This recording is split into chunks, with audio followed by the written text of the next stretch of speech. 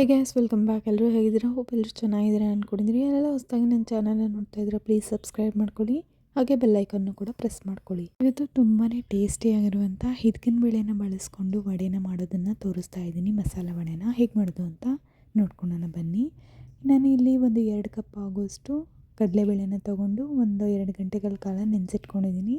ಹಾಗೆ ನಾನಿಲ್ಲಿ 3 ಕಪ್ ಆಗೋಷ್ಟು ಹಿದ್ಕಿನ ಬೇಳೆನ ತೊಗೊಂಡಿದ್ದೀನಿ. ಇದನ್ನು ಸಹ ನಾನೊಂದು 3 ಗಂಟೆಗಳ ಕಾಲ ನೆನೆಸಿಟ್ಕೊಂಡು ಅದನ್ನು ಸಿಪ್ಪೆನೆಲ್ಲ ತೆಕ್ಕೊಂಡು ಇಟ್ಕೊಂಡಿದ್ದೀನಿ. ಕಡಲೆಬೇಳೆ ಸ್ವಲ್ಪ ಕಮ್ಮಿ ಇರಲಿ ಹಿದ್ಕಿನ ಬೇಳೆಗಿಂತ. ಸೊ ಇದು ಹಿದ್ಕಿನ ಬೇಳೆ ವಡೆ ಆಗಿರೋದ್ರಿಂದ ಬೇಳೆ ಸ್ವಲ್ಪ ಜಾಸ್ತಿ ಇರಬೇಕು. ಒಂದು ಮಿಕ್ಸರ್ ಜಾರ್ ತೊಗೊಂಡು ಕಡಲೆಬೇಳೆ ಮತ್ತು ಹಿದ್ಕಿನ ಬೇಳೆನ ಹಾಕ್ಕೊಂಡು ತರಕಾರಿಯಾಗಿ ಪೇಸ್ಟ್ ಮಾಡ್ಕೊಳ್ಬೇಕಾಗತ್ತೆ. ಇದನ್ನು ನೀವು ನೀರು ಹಾಕಕ್ಕೆ ಹೋಗಬಾರ್ದು, ಯಾಕೆಂದರೆ ಇದು ಹಿದ್ಕಿನ ಬೇಳೆ ಮತ್ತು ಕಡಲೆಬೇಳೆನಲ್ಲಿ ನೀರಿನ ಅಂಶ ಇರೋದ್ರಿಂದ ನೀರನ್ನ ಹಾಕಬಾರ್ದು, ಹಾಗೆ ರುಬ್ಕೋಬೇಕಾಗತ್ತೆ. ಈಗ ಒಂದು ಮಸಾಲನ ರೆಡಿ ಮಾಡ್ಕೊಳ್ಳೋಣ. ಹಸಿಮೆಣಸಿನ್ಕಾಯಿ, ಶುಂಠಿ, ಬೆಳ್ಳುಳ್ಳಿ, ಕಾಳುಮೆಣಸು, ಚಕ್ಕೆ, ಒಣಮೆಣಸಿನ್ಕಾಯಿ ಹಾಗೆ ಸೋಂಪನ್ನ ಹಾಕ್ಕೊಂಡು ಸ್ವಲ್ಪ ನೀರು ಹಾಕ್ಕೊಂಡು ಪೇಸ್ಟ್ ಮಾಡ್ಕೋಬೇಕು. ನಾವು ಈಗಾಗಲೇ ರುಬ್ಬಿಟ್ಕೊಂಡಿದ್ವಲ್ಲ ಬೇಳೆಗಳು, ಅದಕ್ಕೆ 1 ಟೇಬಲ್ ಸ್ಪೂನ್ ಆಗೋಷ್ಟು ಕಡಲೆ ಹಿಟ್ಟು ಮತ್ತು ಅರ್ಧ ಟೇಬಲ್ ಸ್ಪೂನ್ ಆಗೋಷ್ಟು ಉಪ್ಪನ್ನು ಸೇರಿಸ್ಕೊತಾ ಇದ್ದೀನಿ. ನಾವು ಈಗಾಗಲೇ ಪೇಸ್ಟ್ ಮಾಡಿ ಇಟ್ಕೊಂಡಿದ್ವಲ್ಲ ಅದನ್ನು ಸಹ ಇದಕ್ಕೆ ಸೇರಿಸ್ಕೊಂಡು ನೀರನ್ನು ಸೇರಿಸ್ಕೊಳ್ಳೋಕ್ಕೆ ಹೋಗಬಾರ್ದು. ನಂತರ 1-2 ಟೇಬಲ್ ಸ್ಪೂನ್ ಆಗೋಷ್ಟು ಅಕ್ಕಿ ಹಸಿಟ್ಟನ್ನ ತೊಗೊಂಡಿದ್ದೀನಿ.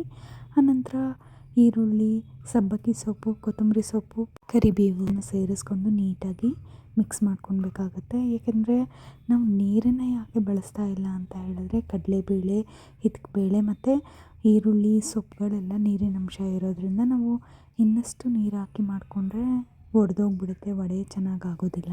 ಒಂದು ಬಾಣಲಿ ಇಟ್ಕೊಂಡು ಎಣ್ಣೆ ಹಾಕ್ಕೊಂಡು ನೀಟಾಗಿ ಕಾದ್ಮೇಲೆ ನಾನು ವೀಳ್ಯದೆಲೆನಲ್ಲಿ ಹೇಗೆ ಮಾಡೋದು ಅಂತ ತೋರಿಸ್ಕೊಡ್ತಾ ಇದ್ದೀನಿ. ಒಂದು ಉಂಡೆ ತೊಗೊಂಡು ವೀಳ್ಯದೆಲೆ ಮೇಲೆ ವಡೆನ ತಟ್ಕೊಂಡು ನೀಟಾಗಿ ಪ್ರೆಸ್ ಮಾಡಿಕೊಂಡು ಆಯಿಲಿಗೆ ಬಿಡಬೇಕಾಗತ್ತೆ. ನೀವು ಬೇಕಾದರೆ ಪ್ಲಾಸ್ಟಿಕ್ ಪೇಪರ್ ಅಥವಾ ಬಟರ್ ಪೇಪರ್ ಕೂಡ ಯೂಸ್ ಮಾಡ್ಕೊಳ್ಬೋದು.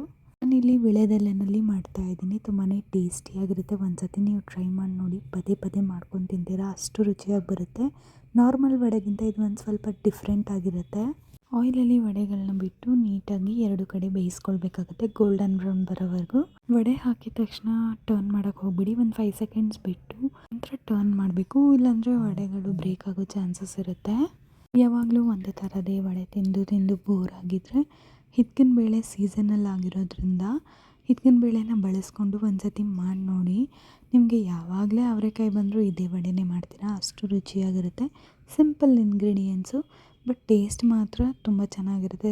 ಕಾಫಿ, ಟೀ ಜೊತೆಯಲ್ಲಿ ಸ್ನ್ಯಾಕ್ಸ್ ಆಗಿ ಕೂಡ ತೊಗೋಬೋದು, ಇಲ್ಲ ರೈಸ್ ಸಾಂಬಾರ್ ಜೊತೆ ಕೂಡ ತೊಗೋಬೋದು. ತುಂಬಾ ಚೆನ್ನಾಗಿರುತ್ತೆ.